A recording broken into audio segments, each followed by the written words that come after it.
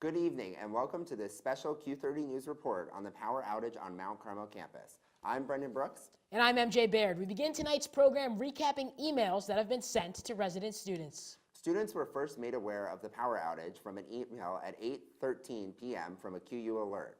The email read, quote, "A transformer issue has caused a power outage affecting the Hill, Village, Commons, Student Health Services, and the Bobcat Den.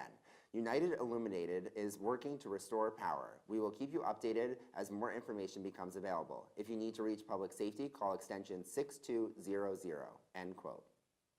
The second communication from the university came at 10:45 p.m. and provided details to students on where they can find accommodations if they are being evacuated. Quote, "Students living in the Hill, Village, and Commons are expected to be without power for an extended period following the failure of 3 transformers on the Mount Carmel campus earlier this evening. The university is working to address the problem. To ensure that all of our impacted students have a warm place to sleep this evening, the university's emergency management team has enacted a plan for students to gain access to their rooms and move to areas where there is power. Students in the Commons or Hill who currently don't have access to their rooms can contact public safety officers who are stationed near those residence halls. Students who live in the Village and need to get access to their rooms should come to public safety. Students in the impacted areas must do one of the following: make plans to spend the evening with a friend or relative who has power, come to the Carl Hansen Student Center, room 120, to be assigned an empty bed, or come to Burt-Kahn Court where mattresses have been set up. The Carl Hansen Student Health Center, and the Arnold Bernard Library will remain open throughout the evening. Pizza is available at Burt-Kahn Court. Thank you for your understanding as the university works to address the problem. We will continue to communicate the updates as they become available." End quote. At 11:29, students who live in the Commons Residence Hall were allowed to return. Quote, "Students who live in the Commons are now allowed to return to their rooms where there is heat, fire protection, and emergency lighting. All other lighting will remain minimal. There is no hot water. The university will issue its last statement of the night at around 2 a.m., end quote.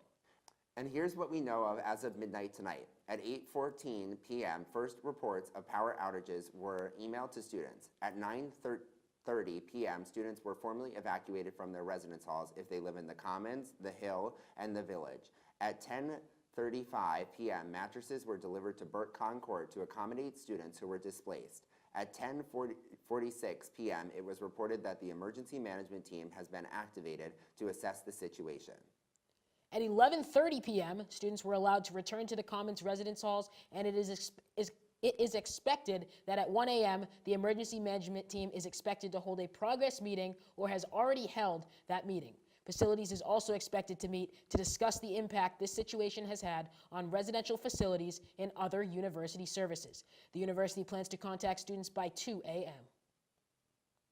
So, Brendan, we've already established it. Students here at Quinnipiac have 3 options for tonight. They can stay with a friend, they can sleep in Burt-Kahn Court on mattresses. We were there earlier today. There had to be at least 200 mattresses set up in the gym, or they can spend the night in SC 120 and get further direction from there. We caught up with a couple students who just happened to be sitting in the piazza earlier this evening, and here's what they had to say.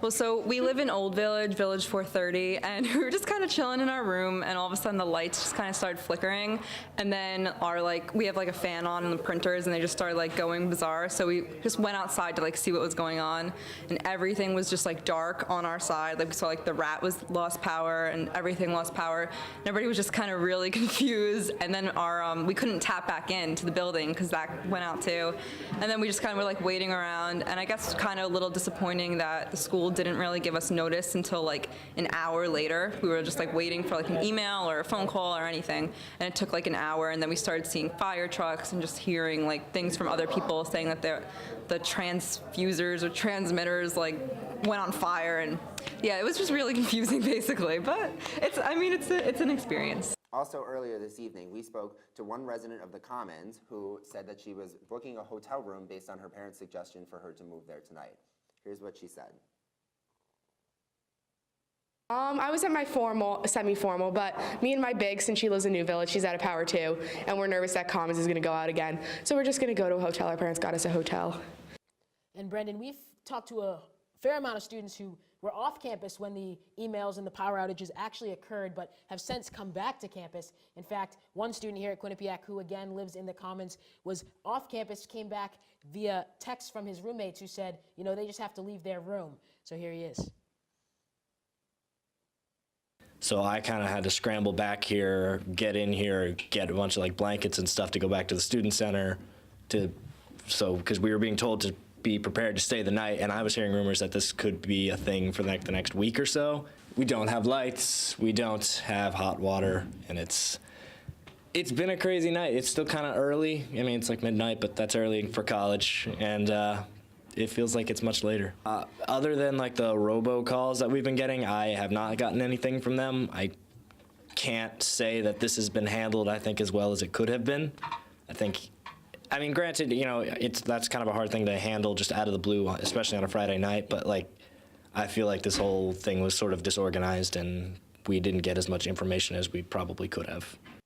3 separate residence halls are without power tonight, Brendan, as 3 transformers have failed here at Quinnipiac. We talked to the university's head of PR, John Morgan, and he said their number one focus really is the students. Yeah, John Morgan, who serves on the emergency management team, stressed how this is the number one priority for the emergency management team at this time, and just due to the cold weather that they're very focused on having students to have a warm place to stay tonight. Again, students can stay in Burtcon Court, or if they live in the Commons, they can go back to their rooms where there is heat, no hot water, but heat is definitely a necessity in the Commons. That's all we have for your Q30 News breaking news report tonight on the power outage on main campus. Currently, as of now, students in the Commons are allowed in their room. Students that live in Village or in the Hill are not allowed back in their room. It is still dark, no power in those buildings as of this time. For more information, you can follow us live as we have more updates on Twitter at Q30 News, as well as at Q30 Television. For Brendan Brooks, I'm MJ Baird. Thanks for tuning in, and have a good night.